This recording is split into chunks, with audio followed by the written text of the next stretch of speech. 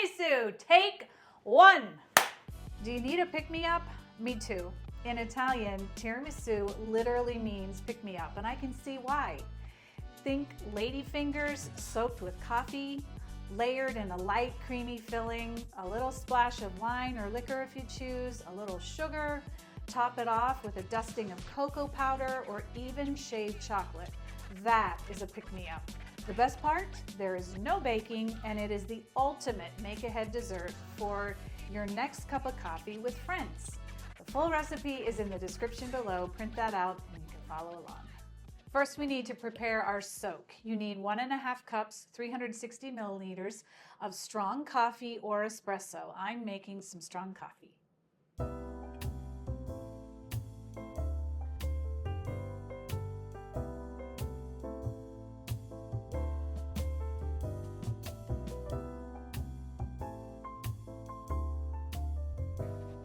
This smells so good. Okay, if you made espresso, skip this step. I am adding 2 teaspoons of espresso powder. It says right on the lid, perfect for tiramisu. 1, 2, that is 4 grams. 2 tablespoons of granulated sugar, that's 24 grams.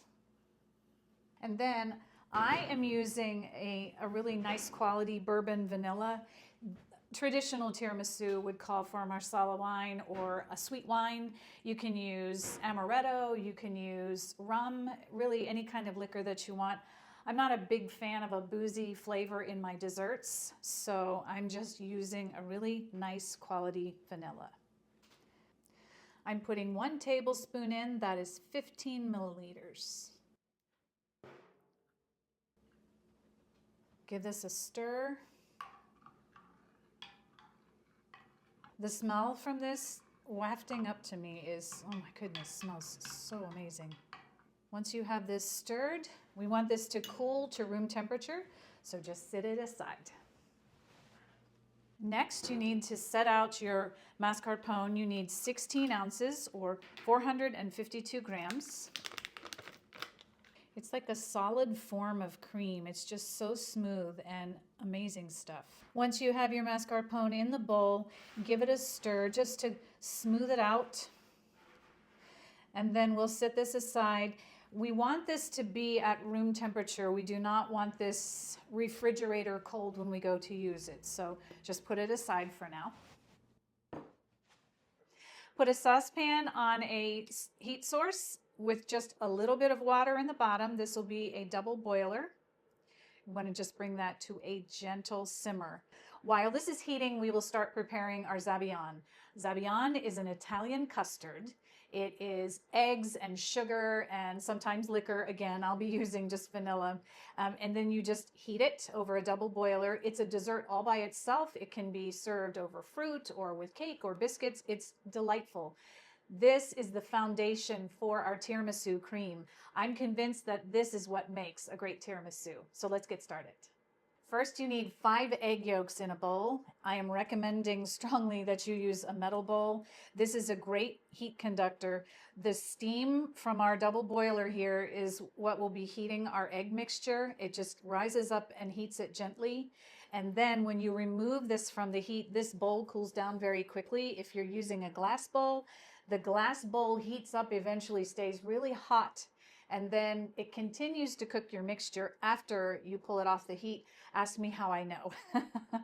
So use a metal bowl if you have one. It is definitely best for controlling the heat while you're cooking these eggs. Okay, let's get our egg yolks going.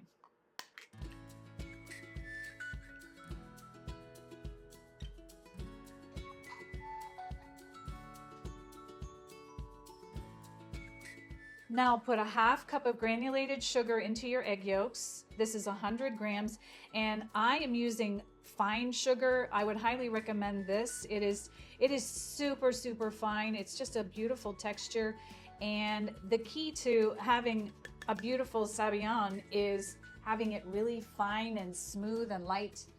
And we want to make sure that the sugar dissolves. This gives it the best shot if you're using a fine sugar. You want that sugar to dissolve so that it's not grainy in texture. I'm going to grab my whisk.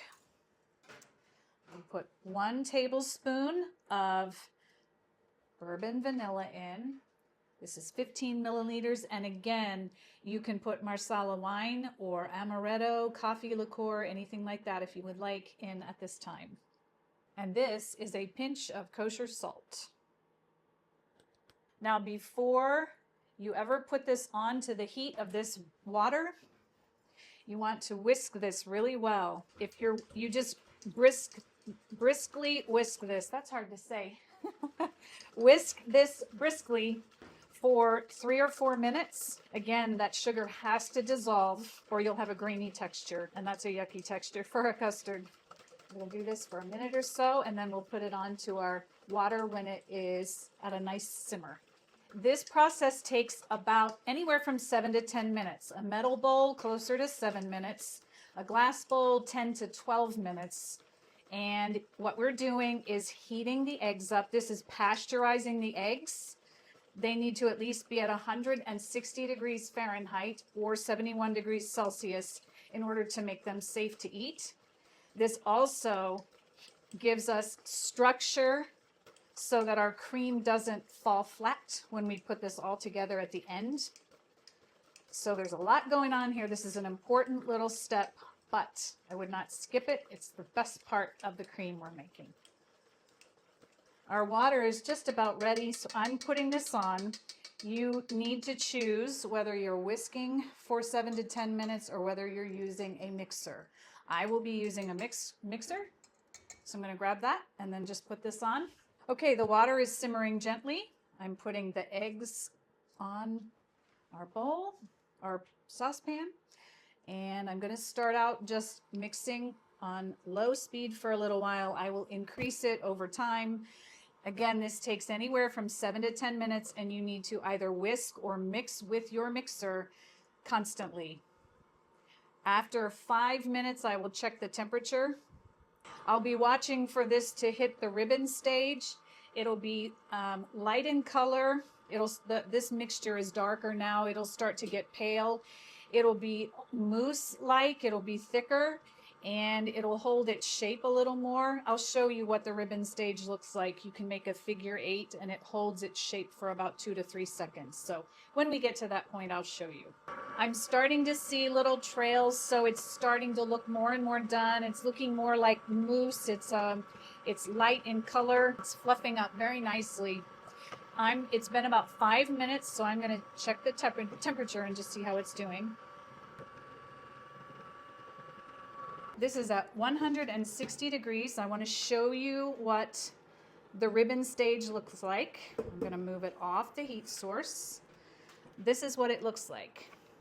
When you swirl your mixer around, you should be able to make a figure 8 and see it on the top for just a second or so.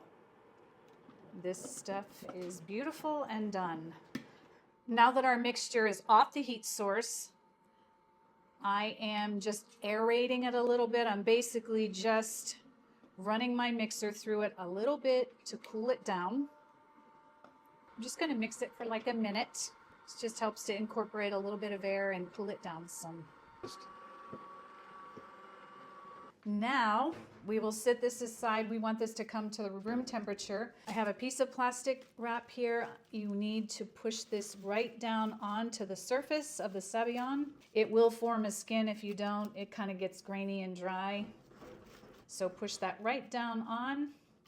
It's already starting to cool. The beauty of a metal bowl. I could not do this if I was using a glass one. So enough said about that. Put this aside. So this is the last part of our filling. We'll be making some whipped cream. You need 1.5 cups of really cold, heavy whipping cream. That's 360 milliliters. 1 teaspoon of vanilla for flavor. That's 5 milliliters. I have 2 tablespoons of granulated sugar here. That's 24 grams. I will be putting that in when I get this to the soft peak stage. Start out slow because it's very splashy and messy. Okay. I've made a giant mess. I'm good at that. This is soft peak stage. There's little tiny peaks rising up, but they fall very quickly. So now we will gently start adding in our granulated sugar, just a little bit at a time. You do this so that you don't deflate the cream. You just dump it all in at once. It would kind of deflate it. So just incorporate it a little bit at a time.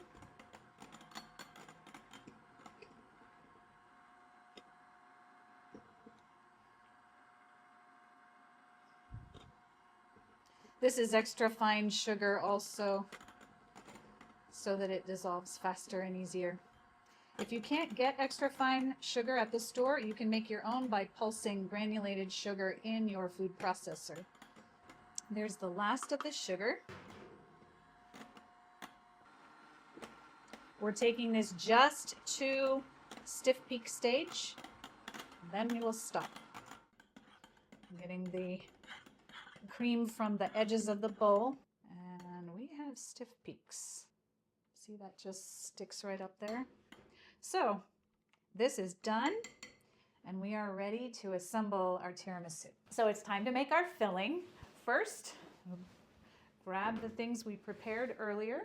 We have our mascarpone, our Zabaglione, which I will peel off the plastic wrap. We have our lovely custard in there, and our whipped cream. So we'll combine this first.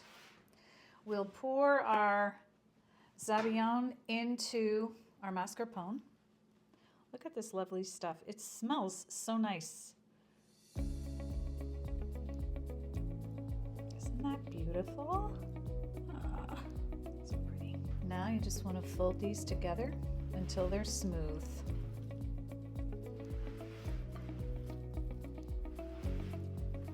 Once you have that incorporated, next it's time to add in our whipped cream, which we will do in thirds. We're trying to keep some air and lightness in there, so we don't want to put it all in at one time. So just put one portion in. Isn't that so pretty? And just fold it in.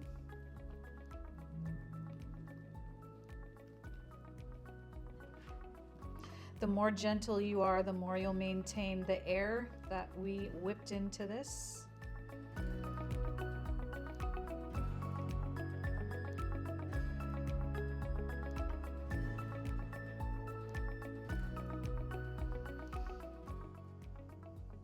Now we'll add our final bit of our whipped cream in. This is a light, fluffy, beautiful, creamy filling. Just exactly what our tiramisu needs. Once you have the whipped cream all incorporated, you should have a really nice, smooth, light, fluffy mixture here. Now it's time to do our first layer of Ladyfingers in our pan. I have everything here that I need to assemble our tiramisu now. You'll need a shallow bowl for your soak. I'll be pouring this in here. You'll need your Ladyfingers. You'll need your cream filling, and I have a cutting board here and a knife, because depending on the pan that you're using, at some point you need to cut the ends, the sides, and so you'll need a sharp knife for cutting as well. I have a kind of an odd shaped pan, but I liked it because it has square corners, which is kind of hard to find. Most baking pans have rounded corners. It's just less cutting if you use a square pan. 8x8s typically are square. If you want to use an 8x8, cut this recipe in half and you will be in good shape. This recipe will do a 9x13. This one happens to be an 8x12. So let's get started. I'm going to pour my soak into my shallow dish here. So here we go. It's time to start soaking our Ladyfingers. Don't actually soak them though. They get soggy and yucky. So I do like a 1 second dip. These are store-bought. You can submerge the whole thing for about a second and then just pull it back out and place it in your pan. You can also do this kind of soak if you want, one side and then the other, whichever is easier for you. and continue just layering them in your pan. I would not recommend you putting a bunch in here because they do get soggy, and you just want to do them one at a time. Before you know it, you'll be done.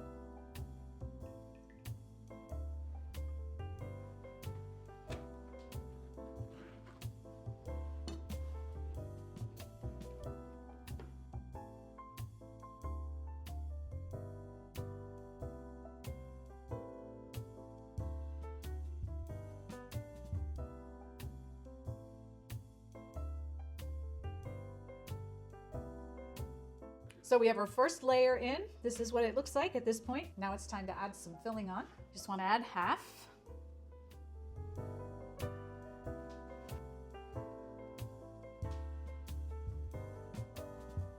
Now smooth it out with an offset spatula.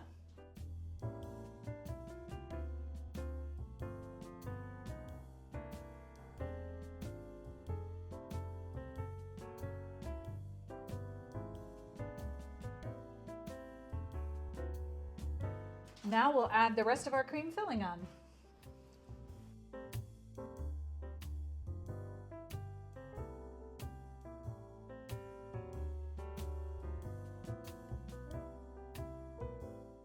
Once you have your last layer of cream filling on, smooth it out very nicely, and then cover this with plastic wrap.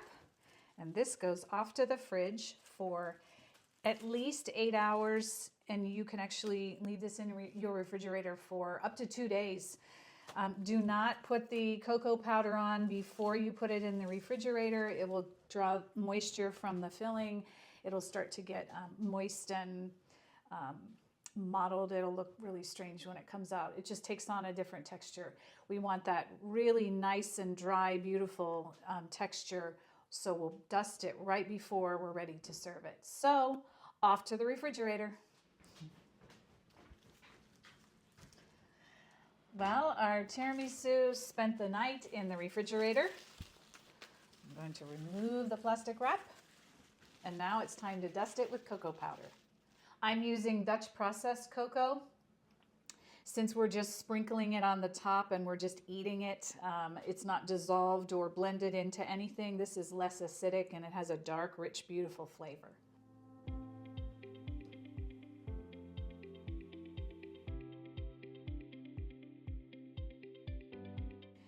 Make sure you give it a good dusting. Make sure you're covering all of the white. Don't worry about the dish. It's kind of messy, but you can just take a damp cloth or paper towel after and just wipe your dish down.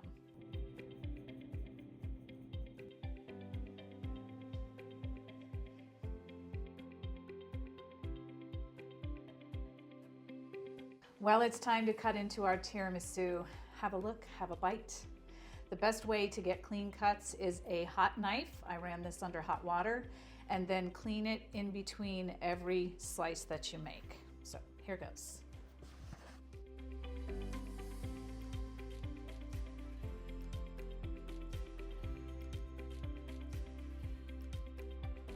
Sometimes the first piece to get out is a little tricky. I did it.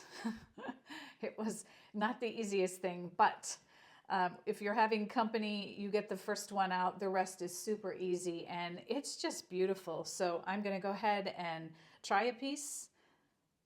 This looks amazing.